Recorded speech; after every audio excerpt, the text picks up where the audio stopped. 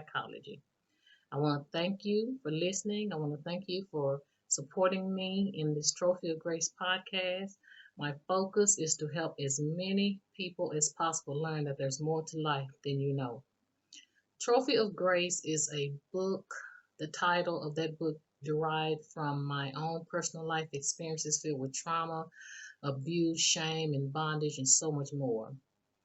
If you would like to know more about that book, it can be purchased on Amazon.com, www.amazon.com, and Barnes and Noble Nook, which is a ebook. I believe that can be purchased through Walmart.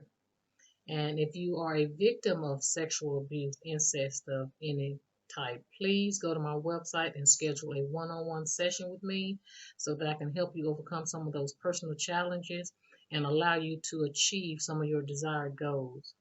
The website is www.twylaellis.net, www.twylaellis.net.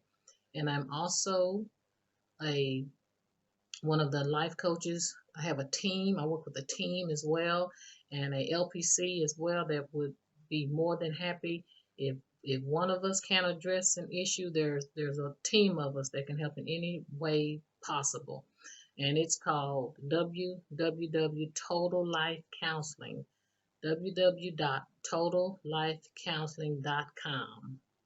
Go to that website there and just look at the bios and choose from if you anyone that you feel can meet your needs. Once again, thank you for listening for Trophy of Grace. Don't forget to like or subscribe to the channel.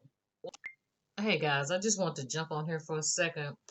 Um, I know I'm kind of like MIA on the podcast, and for the people who've been listening, they know that my life has totally shifted to a whole new, different season from previously, and what I was talking about and how God was leading me to minister in the area of sexual abuse, which is still there. But I believe that I was talking to one of my mentors last night, and she was telling me, she said, just go with the flow, because I believe that God is taking you to a place in the healing area and influential area of people that's been around that are listening to my podcast in reference to how I was a victim of sexual abuse, and I had my sister on as well, and how God has done miracles in our lives. He's still in the miracle working business, and I'm still here for that. I still have my channel. I still have my website. I still do my coaching, life coaching, in whatever area that needs to be addressed. However, again, it has shifted into more of grief now, because since then, if you heard the last podcast, my husband had passed, and I'm in this season of grieving and understanding what grief really, really is and how it really affects the brain and the body.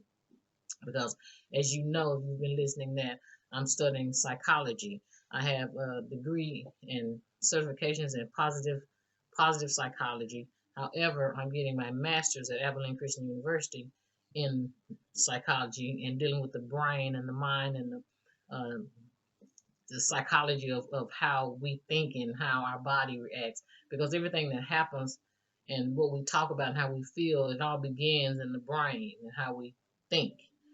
And I guess that's one reason the Bible, the Word of God talks about, just so a man thinketh, so is he. And in Romans, when it talks about don't be conformed to this world's way of thinking, but be ye transformed by the renewing of your mind.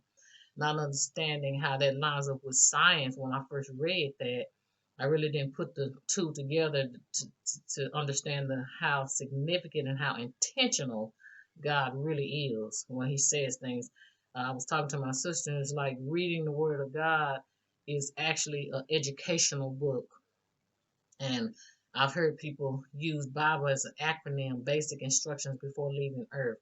That wherever that acronym came from, it is precisely correct. You use it for instructions, not just to read, just to say you've read the Bible or just on Sunday and Wednesday. It's actually an instruction manual, just like any manual that comes with anything that you purchase from the store. There's always a manual. Therefore, God has a manual, and it's called the Bible. But I just want to jump on here for a second and just say I'm working on some things due to the shift in my life and the new life, besides the new life that my husband and I were involved in due to COVID. I have a new life being a widow. And I just want to say God is showing himself strong in this area of my life. And one of the grief counselors was telling me, she said, God is your husband now.